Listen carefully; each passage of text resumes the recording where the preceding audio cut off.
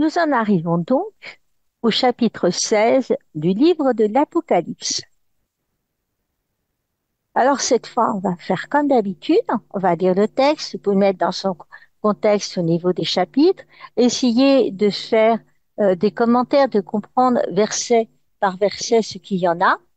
Et puis, une petite notion au passage qui est sympa, c'est la notion des anges gardiens. Donc, je veux dire, on dira deux mots à cette occasion sur les anges gardiens.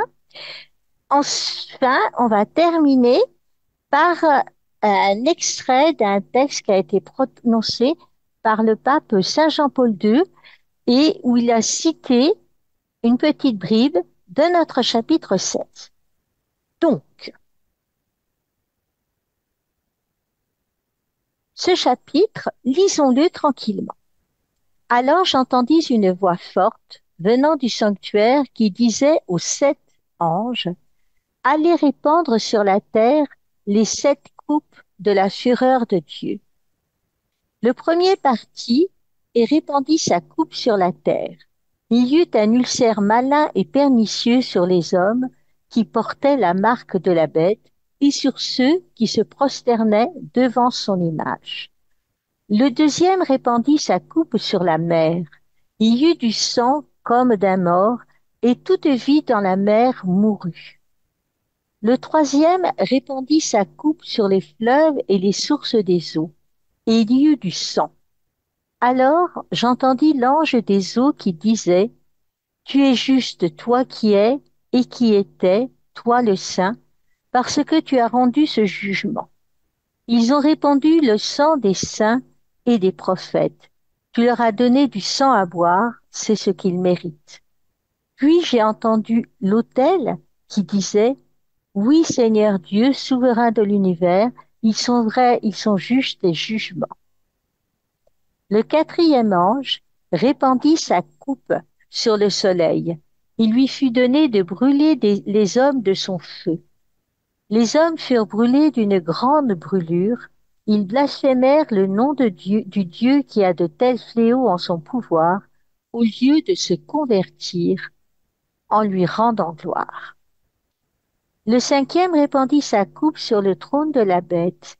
Il y eut de l'obscurité sur son royaume. Les gens se mordaient la langue de douleur, et ils blasphémèrent le Dieu du ciel sous le coup de leurs douleurs et de leurs ulcères, au lieu de se repentir de leurs agissements. Le sixième répandit sa coupe sur le grand fleuve, l'Euphrate, et l'eau en fut tarie pour préparer la route des rois venant du côté où le soleil se lève.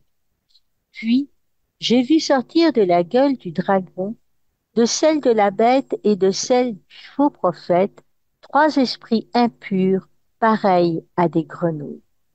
Ce sont en effet les esprits démoniaques qui produisent des signes et s'en vont vers les rois du monde entier, afin de les rassembler pour la bataille du grand jour de Dieu, le souverain de l'univers. Voici que je viens comme un voleur. Heureux, celui qui veille et garde sur lui ses vêtements pour ne pas aller nu en laissant voir sa honte. Et ils les rassemblèrent en un lieu appelé en hébreu Armageddon. Le septième ange répandit sa coupe dans les airs. Une voix forte venant du trône sortit du sanctuaire. Elle disait, c'en est fait. Il y eut des éclairs, des fracas, des coups de tonnerre. Il y eut un grand tremblement de terre. Depuis que sur la terre il y a des hommes, il n'y eut jamais de tremblement de terre aussi grand.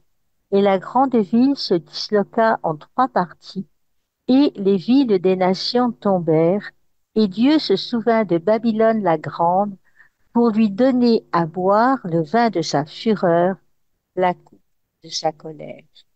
Toutes les îles s'enfuirent et les montagnes disparurent. Des grêlons d'une masse énorme tombèrent du ciel sur les hommes qui blasphémèrent Dieu à cause du fléau de la grêle, car c'était un terrible fléau. Ce chapitre va nous expliquer la nature des 7 plaies qui doivent châtier les persécuteurs de l'Église. Et en fait, au-delà des persécuteurs de l'Église, ce sont tous ceux qui ont refusé Dieu qui vont être ainsi châtiés. On va le voir, vous avez vu à plusieurs reprises, en particulier verset 8, il, enfin, verset, il blasphème le nom de Dieu au lieu de se convertir. Verset 11, il blasphème le Dieu du ciel. Et donc, ces persécuteurs, les plaies sont à la fois physiques et morales. Dans l'ensemble de l'Apocalypse, si on le représente en parabole, donc ici le chapitre 16, donc en linéaire, il s'inscrit bien dans notre deuxième série de visions, les 7 coupes, et en parabole, le voici. Le septénaire des coupes est symétrique du septénaire des sceaux, mais sa structure interne le montre lié au septénaire des trompettes. Apocalypse 8-9. Les événements déchaînés par chaque coup de trompette étaient décrits sur le modèle des plaies, des leçons qui avaient frappé l'Égypte. Il en va de même au chapitre 16 du livre d'Apocalypse pour la description des événements suscités à chaque fois qu'une coupe est versée. Mais dans le septénaire des trompettes, seul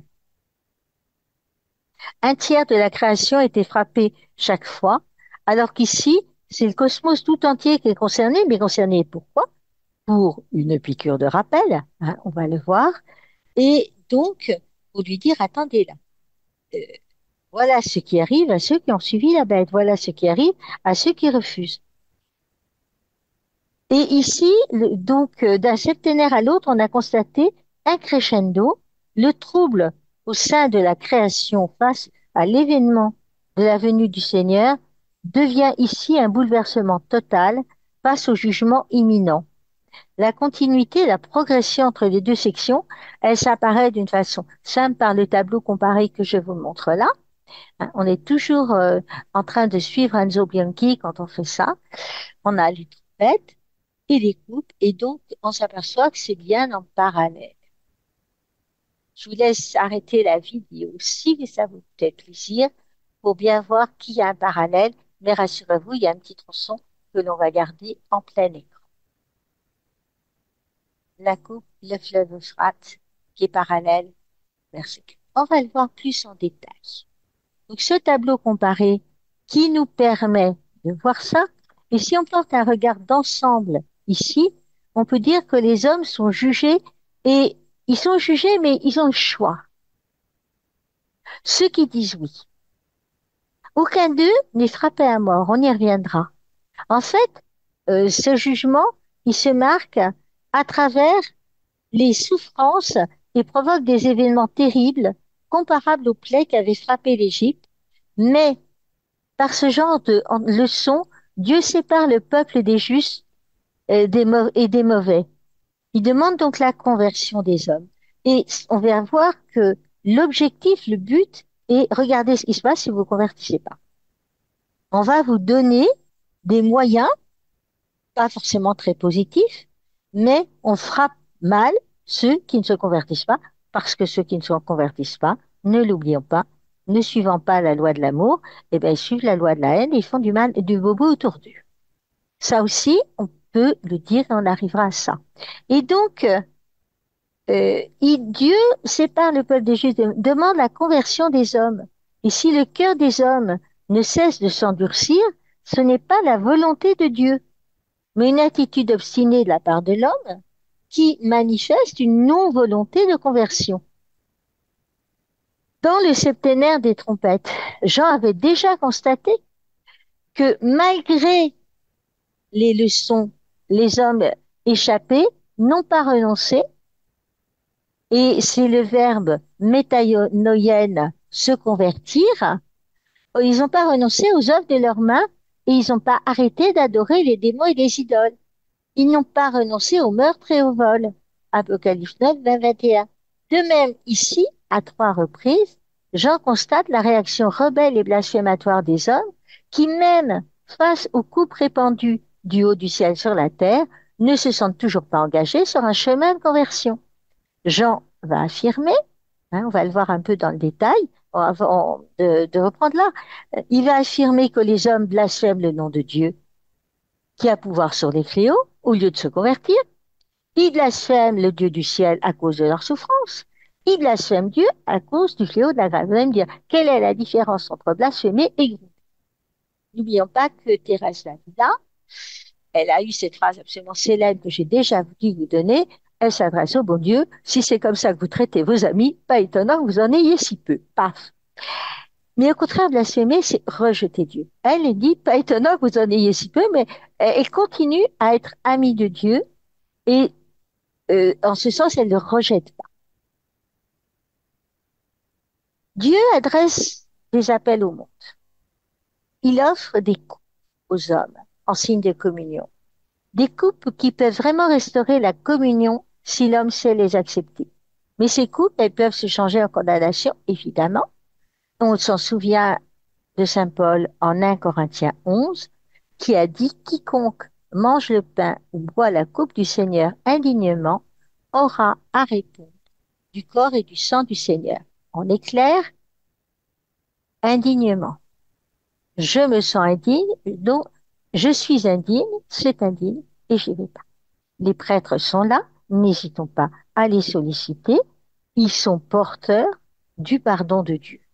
Et entre nous, à mon avis, ils ont dû en écouter quelques-uns. Donc que chacun s'éprouve soi-même, je lui cite saint Paul, celui qui mange et boit sa propre condamnation s'il ne discerne le corps du Seigneur. Donc qu'est-ce qu'on leur demande? De discerner, de dire c'est bien lui. Et c'est pour ça que c'est en cela qu'il communique. Ça, on pourra y revenir si vous voulez une théologie de l'Eucharistie.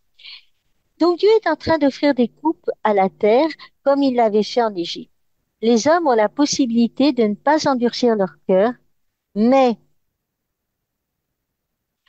dans leurs souffrances, dans les souffrances qu'ils reçoivent, en fait, conséquence de leur péché, eh bien,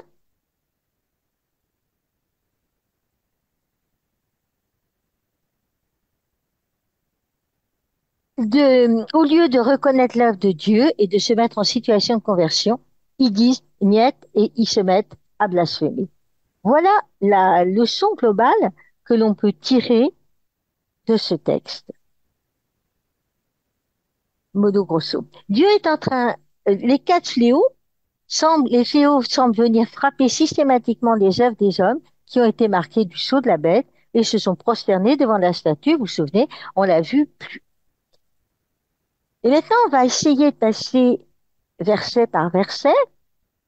L'homme se condamne, se perd, il n'accepte pas la communion de la coupe que Dieu lui offre, Dieu reste le maître, lui seul peut prononcer la condamnation, et ce verdict de perdition n'a toujours pas été prononcé. Et ne l'oubliez pas, il ne condamne pas. Souvenez-vous de la femme adultère. Et entre nous, on n'a pas parlé des messieurs dans ce truc-là. Ça, c'est une autre aventure. Donc, regardons verset par verset. Jean entend une voix forte, peut-être la voix de Dieu lui-même, qui, du temple, ordonne aux anges de verser les 7 coupes sur la terre. Les 7 anges qui reçoivent l'ordre de répandre les 7 coupes de colère sont, on l'a vu alors, des ministres de la volonté de Dieu, angelos, envoyés. Je vous ai promis un petit quelque chose sur les anges. La première coupe, comme la première trompette, elle concerne la terre. Elle évoque aussi la 6e plaie d'Égypte, celle des ulcères. Alors, au lieu de coupe, je vous cache pas, j'ai pris une chope. Et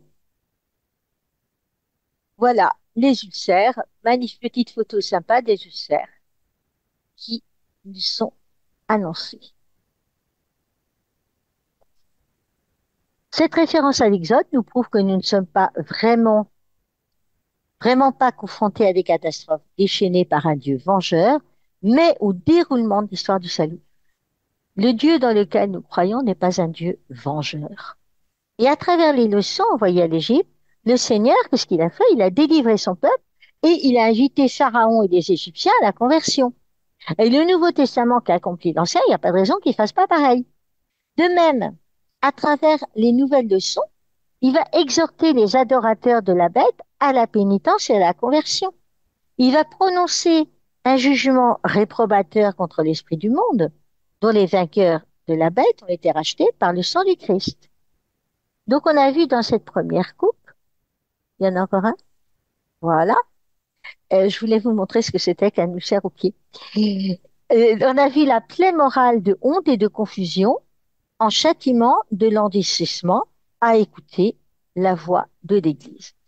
Alors on a eu une petite discussion quand on a présenté ce texte en paroisse et on a dit oui mais les autres, oui mais, il y a eu plein de oui mais. Écouter de la voix de l'Église, des fois elle a fait des bêtises. Ben oui, elle a fait des bêtises.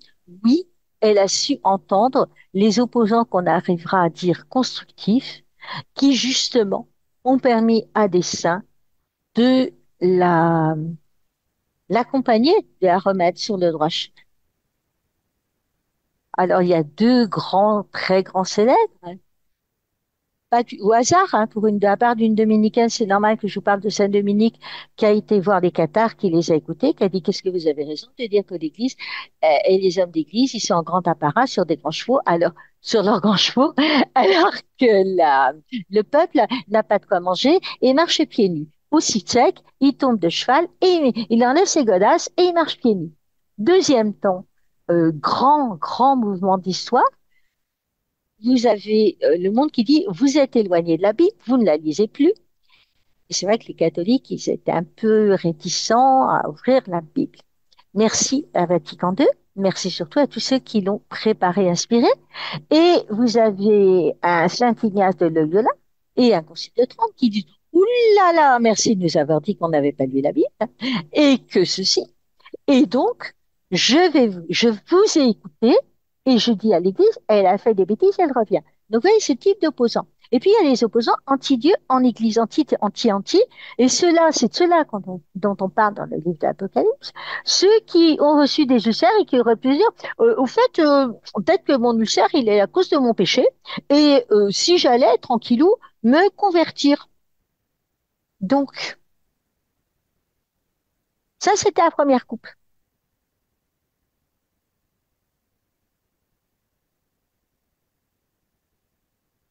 Le deuxième ange va répandre sa coupe sur la mer.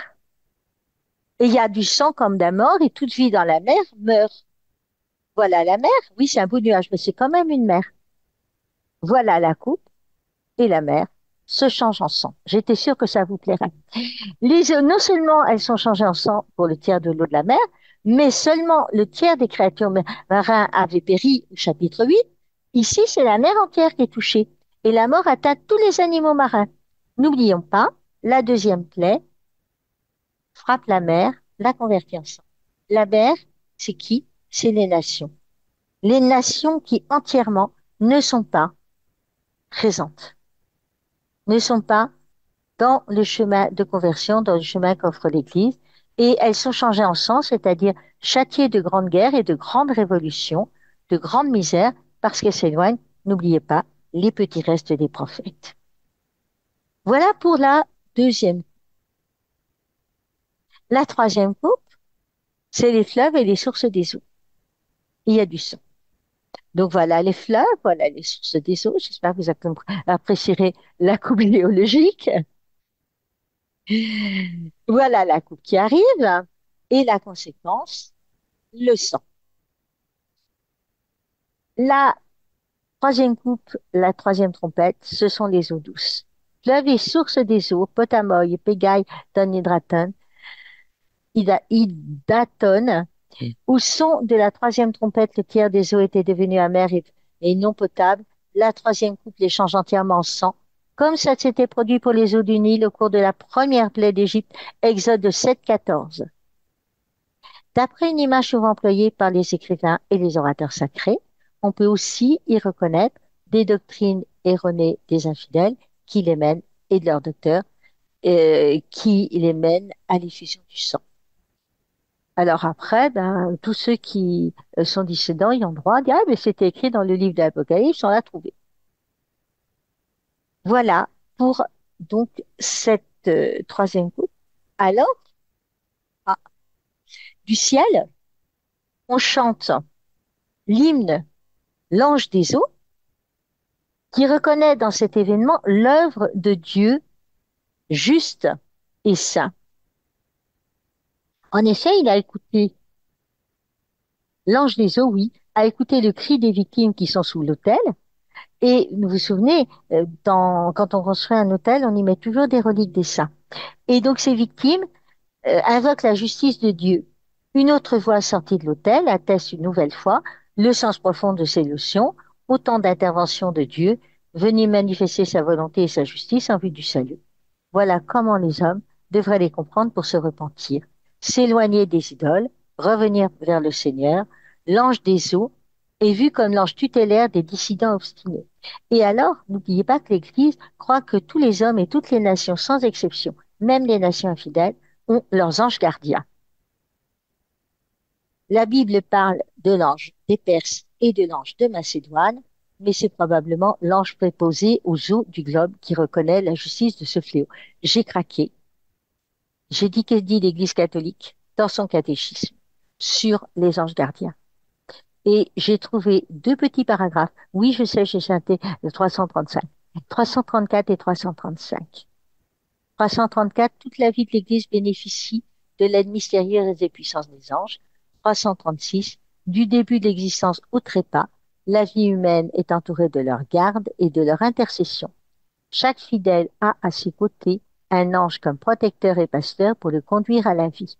Dès ici-bas, la vie chrétienne participe dans la foi à la société bienheureuse des anges et des hommes unis en Dieu. Angelos, envoyé de Dieu, service, gardien. J'espère que vous apprécierez la petite image des anges gardiens. N'hésitons pas à prier notre ange gardien d'intercéder pour nous auprès de Dieu. Les anges.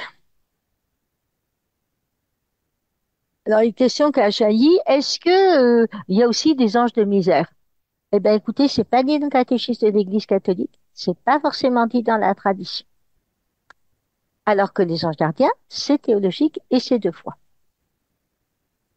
Donc, verset 7, on entend de l'ange, l'autel qui dit, oui, Seigneur Dieu souverain de l'univers, ils sont vrais, ils sont justes et jugements. Et le quatrième, et c'est cette approbation, cette voix. On a vu que c'était la voix des martyrs, celle d'Élie. On dit aussi que cette voix qui part de l'autel, que l'autel signifie aussi le Christ, et donc le Christ peut aussi bien dire Seigneur Dieu souverain de l'univers, ils sont vrais, ils sont justes des jugements, d'autant plus que le Père lui a tout remis entre les mains et lui a donné tout pouvoir. N'oubliez pas de relire l'Évangile selon Sage. On arrive au verset 8, la quatrième, comme la quatrième trompette concerne le soleil. J'espère que vous apprécierez mon soleil. Et elle suscite un événement ultérieur qui, au lieu d'entraîner le repentir, endurcira encore plus les idolâtres, puisque la coupe arrive, le soleil est là et tac, les brûlures. Les coups de soleil, pas le feu, pas des gens qui s'enflamment, des coups de soleil. Et ça va endurcir encore plus les idolâtres, au lieu de leur dire, oh tiens, si je me convertissais, peut-être que le bon Dieu, peut-être que je pourrais faire de cette douleur un petit quelque chose de bien pour le royaume, mais on ne sait jamais. Eh bien, pas du tout. Ils blasphèment Dieu, ils refusent de lui rendre gloire. En réalité, ils perçoivent, même s'ils perçoivent que cette leçon douloureuse vient de Dieu, ils la lisent comme un simple châtiment, ce qui les empêche d'en saisir la portée profonde en termes d'appel à la conversion. À chaque fois qu'il y a ces couples, c'est un appel à la conversion en vue d'un salut que le Seigneur ne cesse d'offrir. D'autres ont compris que Jésus-Christ, soleil de justice, source de lumière, de douce chaleur pour les saints, est un feu dévorant pour les impies. C'est vrai que c'est pas beau d'avoir un coup de soleil. Et en écho aux images de la neuvième plaie, celle des ténèbres, en Exode 10, 21, la cinquième coupe, tout comme la trompette qui lui correspond, frappe un royaume démoniaque et provoque des souffrances humaines. C'est le royaume de la bête qui est frappé. Donc une réalité satanique à l'intérieur du monde. Le pouvoir totalitaire est obscurci. Ça représente une grande catastrophe pour les hommes qui perdent le pouvoir reçu de la bête. Cette leçon apparaît douloureuse pour les hommes. N'oubliez pas, hein, la bête, elle avait quand même employé plein d'arguments, y compris des arguments un peu coercitifs pour qu'on le suive. Et les hommes, mangeant leur langue de douleur, expriment le désespoir de tous les faux docteurs. Le verset 10 fait aussi allusion à la plaie des ténèbres qui ont couvert la terre à la mort du Seigneur. Mais bah, les hommes, ils ne font pas payer une pénitence. Ils s'endurcissent, comme jadis les Égyptiens, et ils blasphèment. Nous en arrivons donc cette cinquième coupe versée sur le trône de la bête, la sixième coupe, ah non, elle est versée sur l'Euphrate. J'ai préféré prendre la carte de l'Euphrate. La sixième coupe et la sixième trompette concernent tous les deux le grand fleuve Euphrate. Et c'est dans cette région que résidait le grand pouvoir politique de Babylone, la ville porte des idoles. Oui, la porte des idoles. Véritable monstre d'orgueil humain.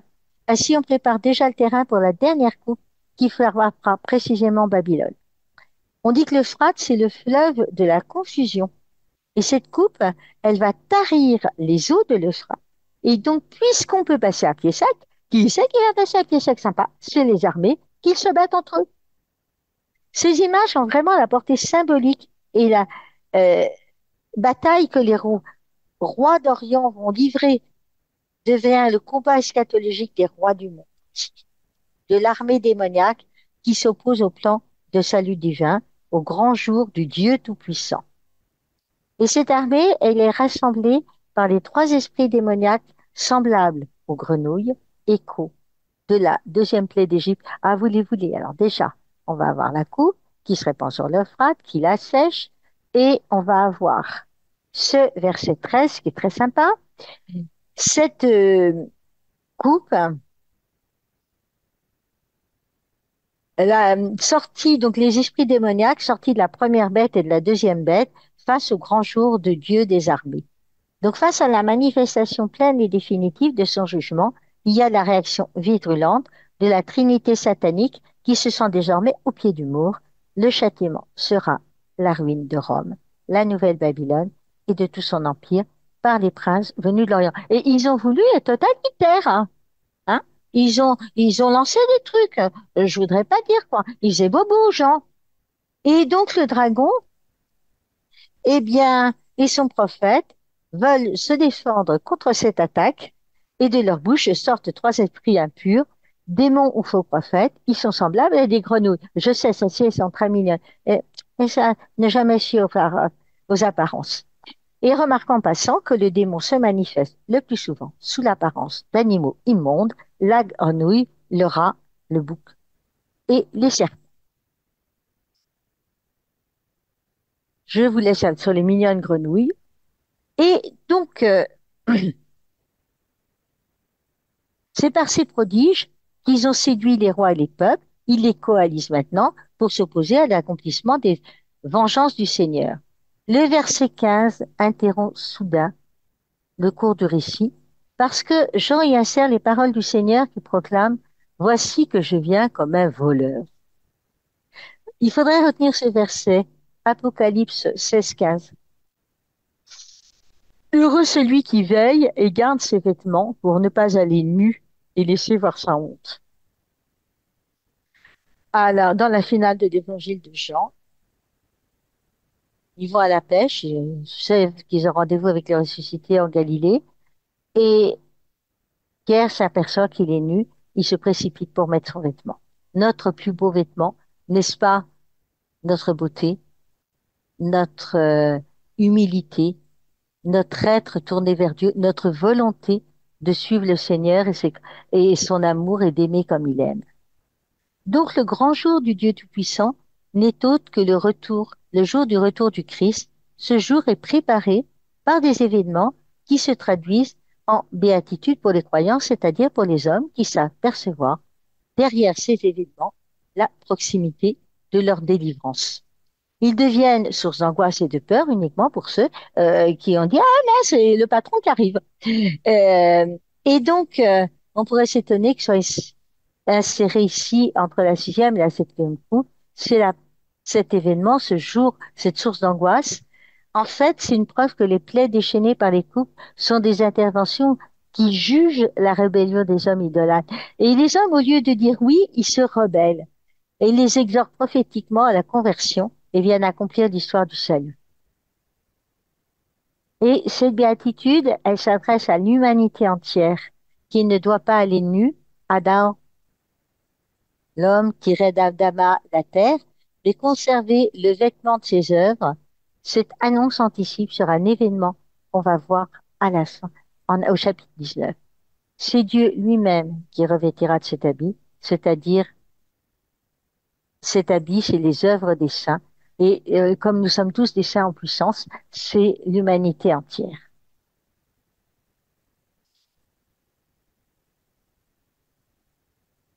Donc avant de passer à la septième coupe, on a vu l'Euphrate. Eh bien, maintenant, on va avoir un autre lieu. Avant de passer à cette coupe, j'en précise le lieu du combat eschatologique. En hébreu, on l'appelle Armageddon, c'est-à-dire montagne de Megiddo, Har Megiddo.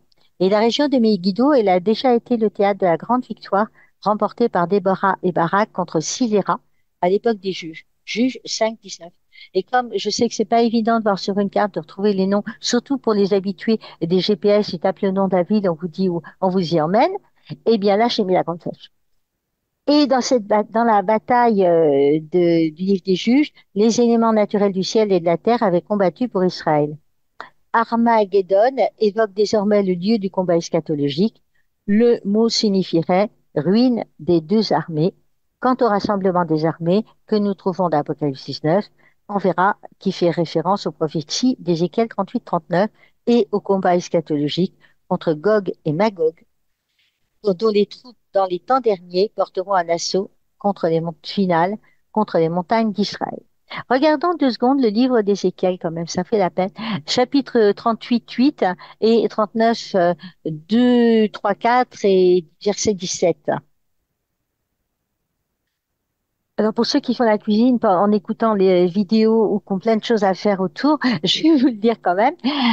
38, 8, après bien des jours, tu recevras une mission à la fin des ans, tu iras vers un pays dont l'épée s'est détournée. À partir de peuples nombreux, sa population a été rassemblée sur les montagnes d'Israël, qui furent longtemps une ruine.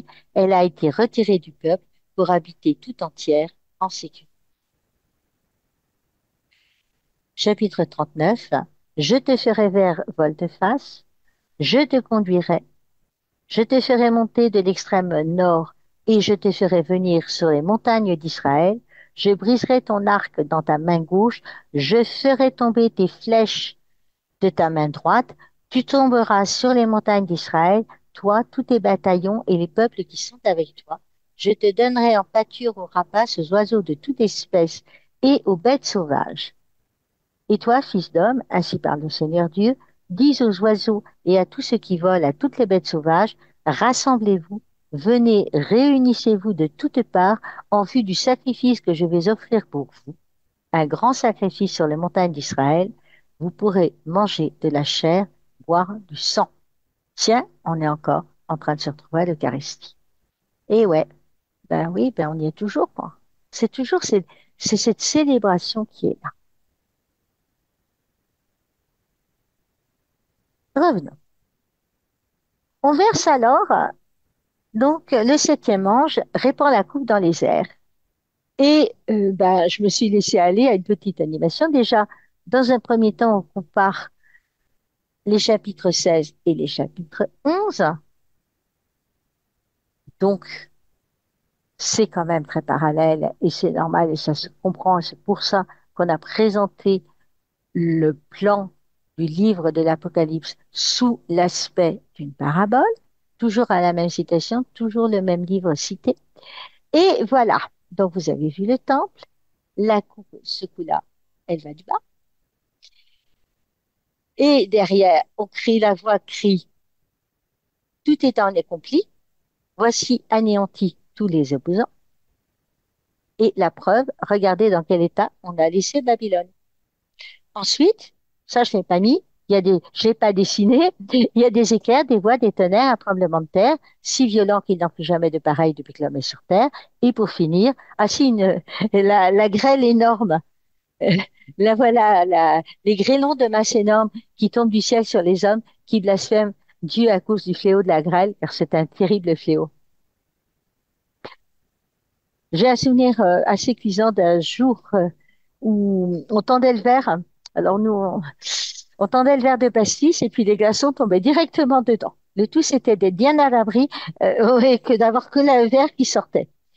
Il y a donc une référence ici évidente à la plaie de la grêle, en septième, la septième, quand le Seigneur a fait descendre une grêle très forte, comme il n'y en a jamais eu en Égypte depuis le jour de la fondation jusqu'à maintenant. On a vu les textes en parallèle.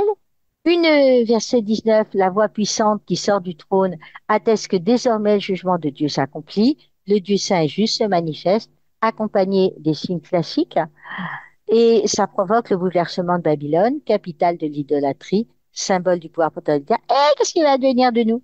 Qui se déchire en trois parties. Et donc le message de la septième coupe sera repris et développé plus loin que dans les chapitres qui traitent du jugement de Babylone. La grande cité, c'est Jérusalem. Elle est divisée en trois parties, mais on a dit que la grande Babylone, souvent dit, c'est Rome, ruinée de fond en comble.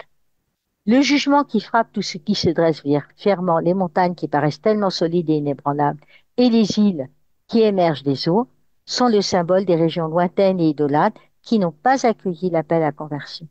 Et j'en dis que toutes les îles s'enfuient des montagnes se renouveler, ces grêlons lourds comme des talons, environ 30 kilos. Hein.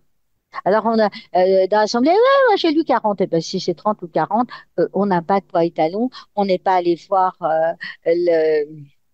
demander au comité français d'accréditation de s'assurer que c'était vraiment 30 kilos.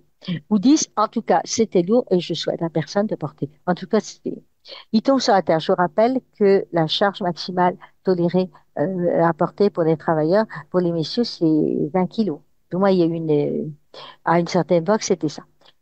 Cet événement, donc, ça apparaît comme un fléau énorme, pourtant, il est destiné à réveiller l'homme et à l'inviter à la conversion.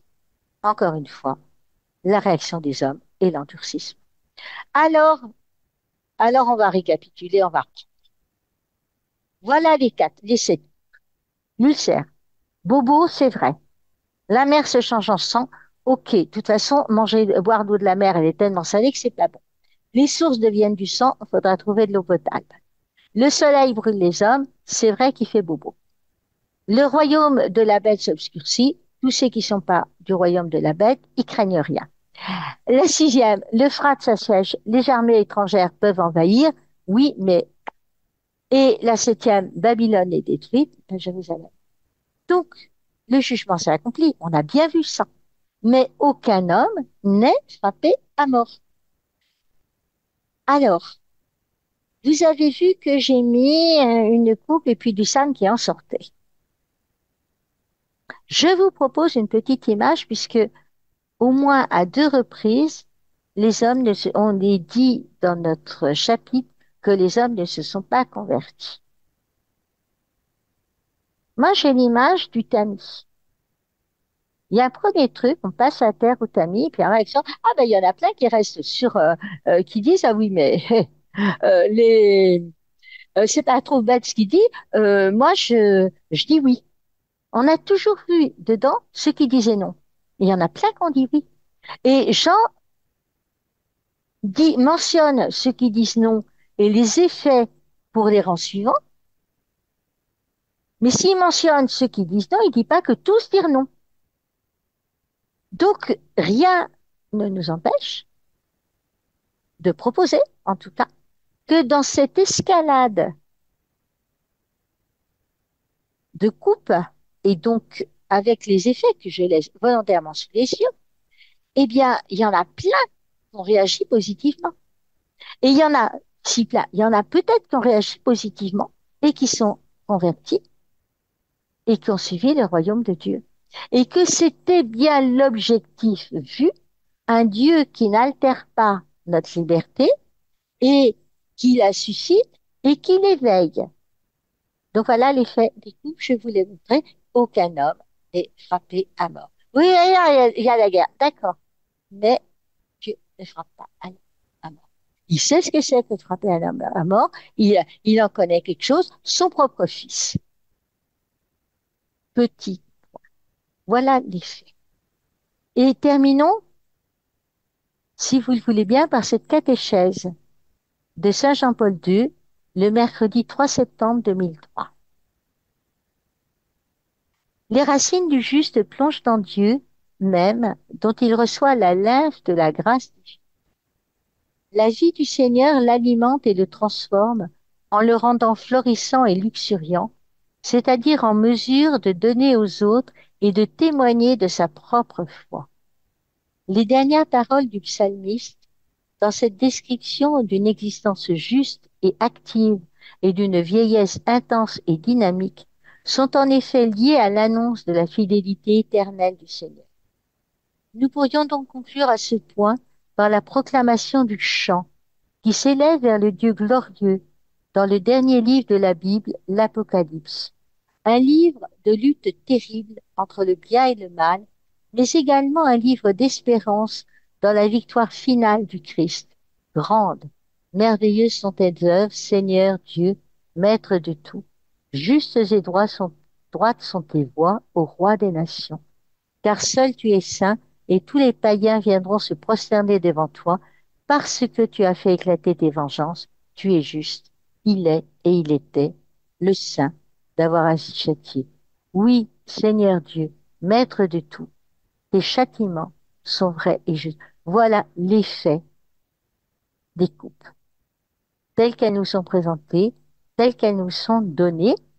Eh bien, je vous donne rendez-vous pour la prochaine fois, pour le chapitre 17, et j'espère, et je vous remercie pour votre attention. Donc, sachant que nous avons un Dieu d'amour, tout simple, même si, hein, encore une fois, les justes, ils sont pas 100% justes, et comme ils savent qu'ils sont pas 100% justes, eh bien, ils vont à la messe le dimanche, au moins, en disant, en demandant pardon à Dieu pour leurs péchés.